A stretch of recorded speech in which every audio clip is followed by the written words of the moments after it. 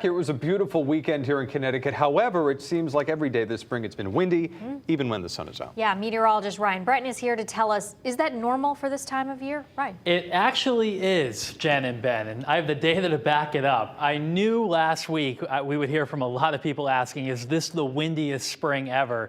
Because we had so many days in a row with gusty winds. This is a look at the monthly average wind for Hartford. You can see March and April standing out as the windiest months of the year, and the summertime is when the wind is generally the lightest. Same idea in New Haven.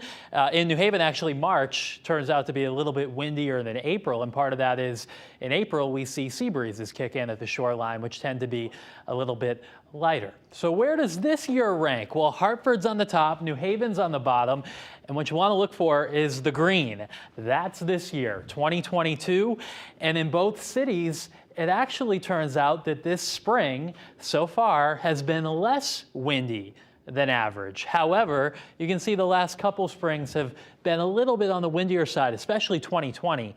That was a very windy spring. So why does it turn out that the spring is our windiest season? Well, we very often have storms that form to our north and we get gusty winds on their backside, but there's more to it than that. It actually has a lot to do with the sun, which is getting higher and higher in the sky this time of the year. That sun heats the ground, but there's still very cold air high in the sky.